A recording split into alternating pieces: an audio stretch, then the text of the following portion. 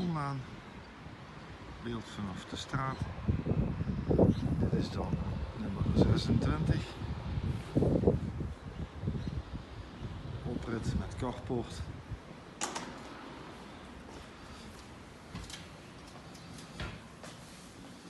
En dan de hal.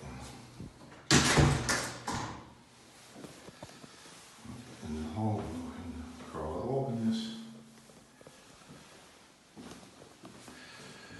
En het toilet. Even rechtop zetten.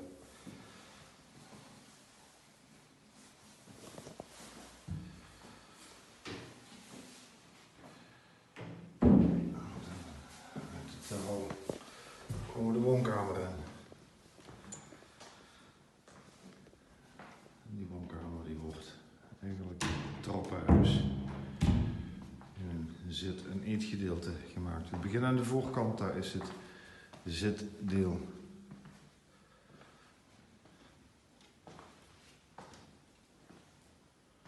Er is een open haard, die is schoongemaakt, dus die is weer klaar voor gebruik. Het eetgedeelte. Mooie brede pui, waardoor je ook altijd heel veel licht in de woning hebt. En dat geeft dan ook het beeld naar de keuken. Die is volledig gebruiksklaar. 5-pits gasfornuis, een vaatwasser, een oven en een koelkast. Natuurstenen werkblad. Even naar buiten naar de tuin. Het gras in de hoek, dat is achter de garage. Dat is opnieuw ingezaaid.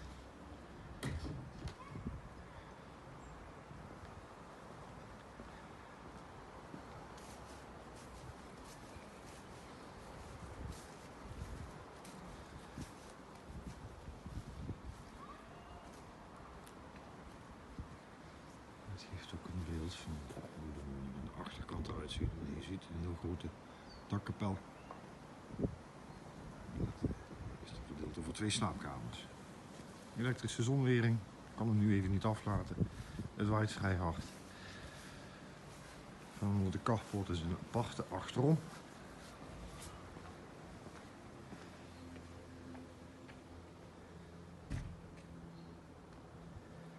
En dan lopen we de garage binnen. En dan is het mooie tegelvloer. Oh, de batterij is bijna leeg. Er zit aansluiting voor de wasmachine, dat is mogelijkheid 1. De andere is in de kelder.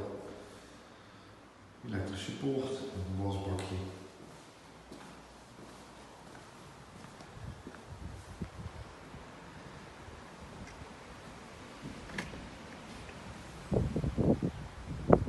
Terug naar binnen.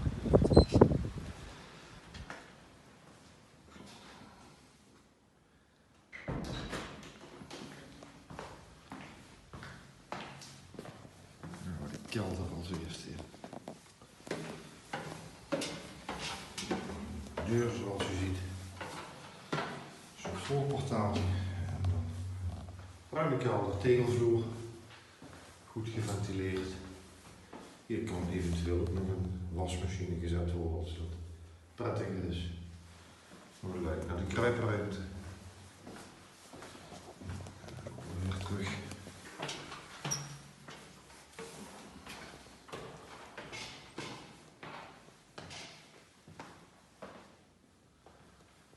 Dan gaan we naar de eerste verdieping.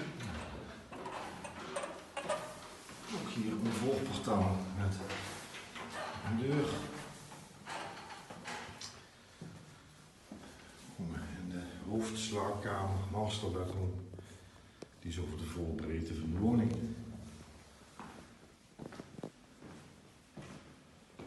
Zeg maar het zitgedeelte van de woonkamer is. Betonverdiepingsvloeren. Met daarop in de slaapvertrekken parket. Aan de overzijde 2 kleinere slaapkamers.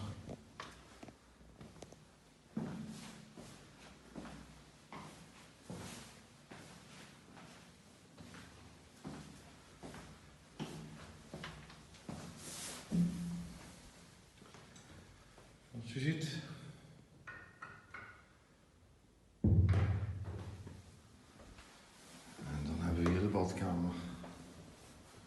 tussen de hoofdslaapkamer en de kleinere slaapkamers. Met een douche, glazen deur, tweede closet, een leekbad en 2 wastafels. Dan ga ik hier weer mee naar boven, naar de tweede verdieping. Ook daar is eerst een voorportaal met de deur.